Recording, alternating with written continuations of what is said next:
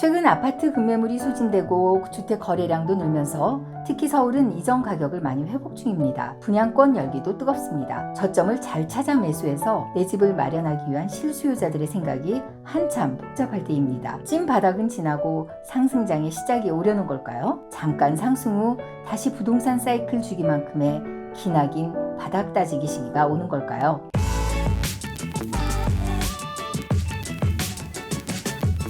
안녕하세요. 돈이 모이는 정보만 쏙쏙 전해드리는 데일리머니입니다.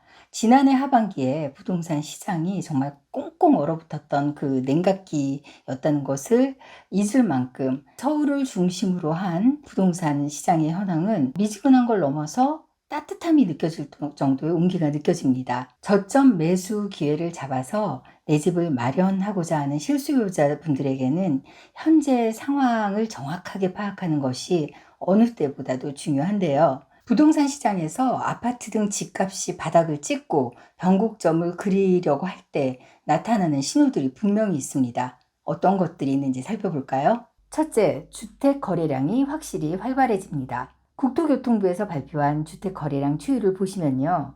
이렇게 4월에 조금 주춤하긴 하지만 지난해 하반기에 비해서 서울은 물론 전국적으로 주택 거래량이 정말 많이 증가했습니다. 둘째, 정부의 각종 규제가 완화됩니다. 사실 부동산 연착륙을 위해 현재 많은 규제가 풀렸습니다. 이제까지 풀린 부동산 관련 규제를 알아볼까요? 현재 강남, 서초, 송파, 용산 4곳을 제외한 전국의 규제 지역들이 모두 해제되었습니다. 분양권 전매 제한도 완화되었고요. 단 실거주 의무는 법 통과가 안 되어서 살아있는 상태입니다. DSR을 제외하고 대출 규제가 다 풀린 상태입니다. 다주택자의 취득세 완화도 법이 통과되는 대로 지난해 12월 21일분부터 소급 적용될 예정입니다. 양도세 부분도 중과 배제 중이고요. 입주권과 분양권의 양도세율도 대폭 완화되었습니다. 분양가 상한제와 재건축할 때 안전진단 기준, 그리고 청약 자격 요건도 크게 완화되었습니다. 세 번째는 금리 요인입니다. 사실 금리 변수는 부동산 시장에 영향을 미치는 가장 강력한 요인으로 분류되는데요. 최근 한국은행이 기준금리 3.5%를 연이어 동결시키고 있고 시중은행들 역시 신규 주택담보대출 금리와 전세담보대출 금리를 낮춰서 제공하고 있습니다. 꽤 묵직한 바닥 확인 신호로 받아들여집니다. 네 번째, 미국 금융위기가 다소 해소되었습니다. 최근 미국의 부채 한도 증액 협상이 극적으로 합의되어 미국의 디폴트 위기는 일단 벗어났습니다. 연준의 금리 인상도 막바지에 달했다는 전망이 우세합니다. 다섯째는 올해는 입주 물량이 비록 많지만요. 불과 2, 3년 후부터는 공급되는 아파트 물량이 눈에 띄게 줄어듭니다. 최근 국토부 발표 자료를 보면요. 올해 주택 인허가, 착공, 분양, 준공이 예년에 비해 크게 줄어들었습니다. 따라서 몇 년 후 주택 공급은 수요를 따라가지 못할 수 있습니다. 더구나 원자재 인건비 폭등으로 공사비가 엄청 올랐습니다. 재건축 재개발 사업이 쉽지 않을 거라는 예상이 듭니다.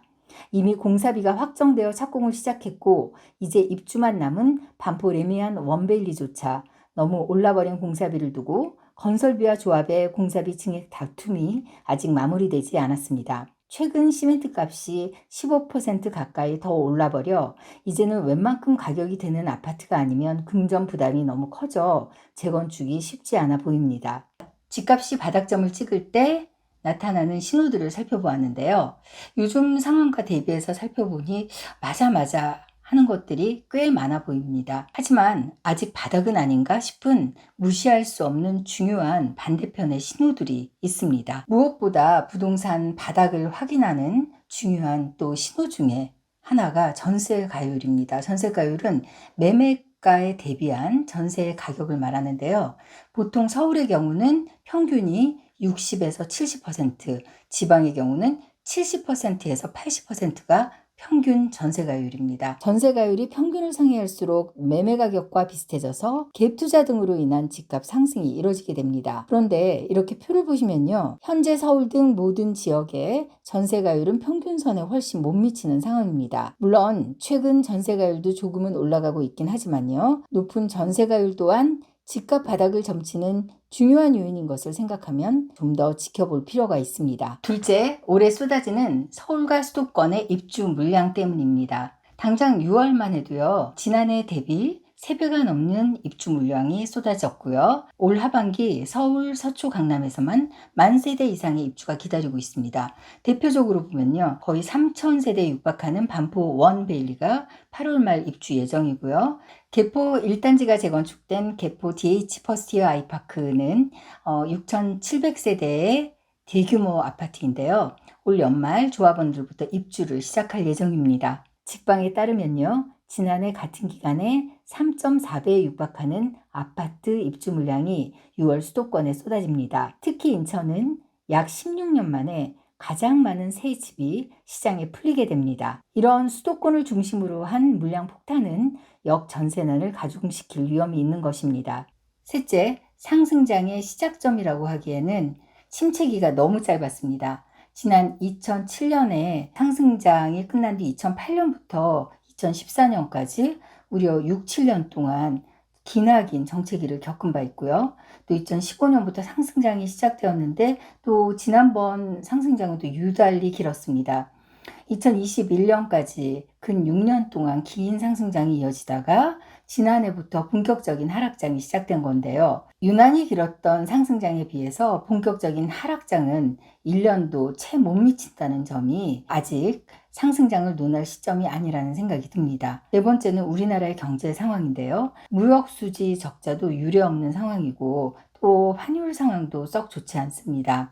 하반기에는 물론 조금 나아질 거라는 전망도 나오고 있지만요. 산업연구원 KIET는 당초 예상보다 0.5%나 낮춘 1.4% 정도를 올해 우리나라 경제 성장률로 전망하고 있습니다. 이렇게 바닥점 신호들도 뚜렷이 보이지만요. 그렇지 않은 변수들도 여전히 해소되지 않고 있는 상황입니다. 제 경험을 말씀드리면요. 변곡점을 지났다 해도 상승장이 바로 오진 않습니다. 기나긴 정체기를 겪거든요. 그러다 긴 정체기 후에 어느 순간 뭔가가 트리거가 되어서 집값이 오를 때는 아주 빨리 계단식으로 오릅니다. 그래서 그때는 정말로 집 사기가 힘든 것이요. 한 달 전 가격하고 또 한 달 뒤 가격이 달라지니까 그 가격을 알고는 오른 가격에 살 수가 없습니다. 근데 또 그 다음에 좀 시간이 지나서 알아보면 더 올라 있고요.